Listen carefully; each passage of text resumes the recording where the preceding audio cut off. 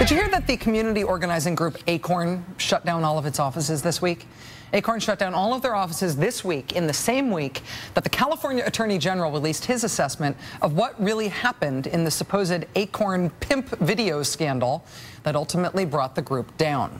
Fox News, you'll recall, trumpeted this video from a conservative activist named James O'Keefe, in which Mr. O'Keefe supposedly dressed up like a flamboyant blaxploitation version of a pimp.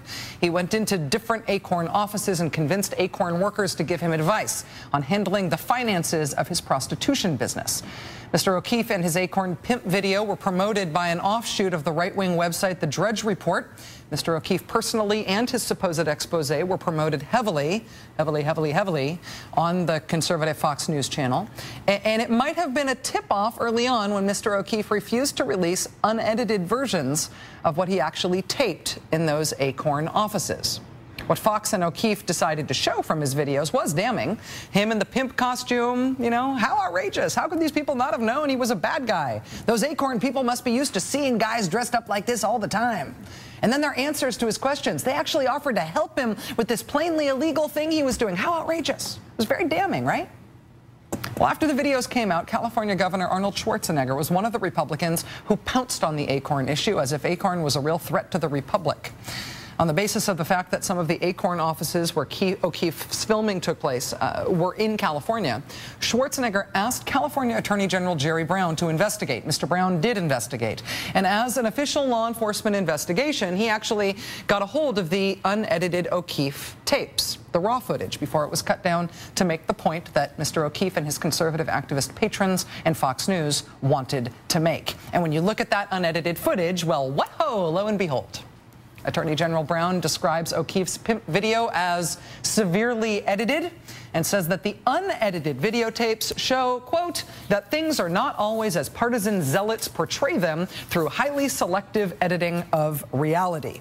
Quote, among the things made clear, he says, by the unedited tapes are things like an Acorn staffer calling the cops on Mr. O'Keefe, and the fact that Mr. O'Keefe didn't go into the Acorn offices dressed as a pimp. Quote, at the beginning and end of the internet videos, Mr. O'Keefe was dressed as a 1970s Superfly pimp. But in his actual taped sessions with Acorn workers, he was dressed in a shirt and tie. He never claimed he was a pimp. So the whole premise of the attack on Acorn was false. This guy dressed up like a pimp and went into the Acorn offices and they gave him straight up advice like that was normal. Actually, no, he was dressed up like a law student and they called the cops on him. Oh, well, no harm, no foul, right? Well, no. Quoting from the Attorney General again, the original storm of publicity created by O'Keefe's videotapes was instrumental in Acorn's subsequent denunciation in Congress, a sudden tourniquet on its funding, and the organization's eventual collapse. So Acorn's now gone, and it's an afterthought that the attack on them that killed them off was totally made up, bogus, bullpucky. You know what else was bullpucky? ClimateGate. That made-up controversy promoted by climate change deniers and promoted on Fox News Channel, that British scientists who provided evidence that climate change was real had been caught making up the data. A lot of people are changing their minds about the theory of man-made global warming on the heels of a major scientific scandal concerning researchers and their behavior. The leaked email scandal, known by some who actually read papers that report the truth, ClimateGate.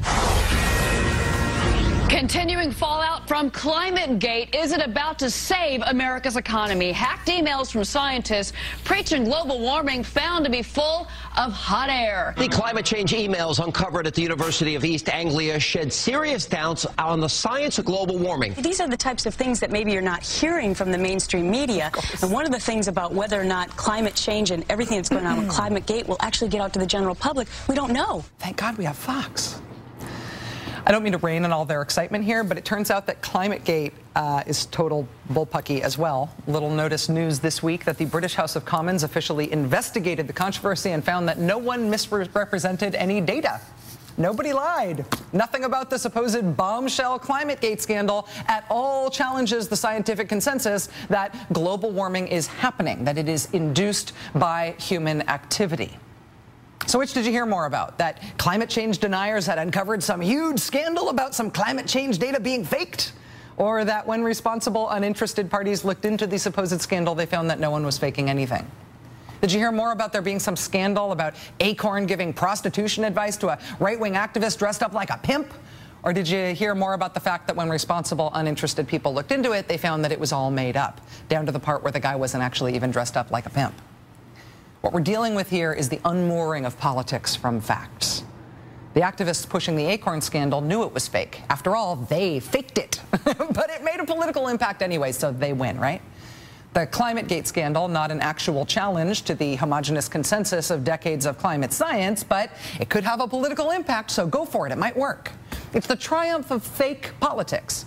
Outrage or advantage gleaned from stuff that's not real. And who cares if it's not real if it has a political impact? When Republicans complain that President Obama is using recess appointments, they're faking it. Because if they really had a real concern about recess appointments, they wouldn't have been fine with them when George W. Bush used them. The recess appointments outrage is bull. Republicans are faking their outrage over there being an individual mandate in health reform, too. It's a Republican idea. Republicans are faking their outrage over terrorism suspects being read their Miranda rights. They had no problem with that when it was done by the previous administration. That fake outrage is bull. Same goes with the Republican outrage over civilian trials for terrorism suspects. If you weren't outraged over the shoe bomber getting a civilian trial, that's proof that your purported outrage over the underpants bomber getting a civilian trial is bull. Republicans are faking their outrage over the stimulus. You can tell because when they go to their home districts, they admit that it's working great. Their Washington outrage over the stimulus bill is bull.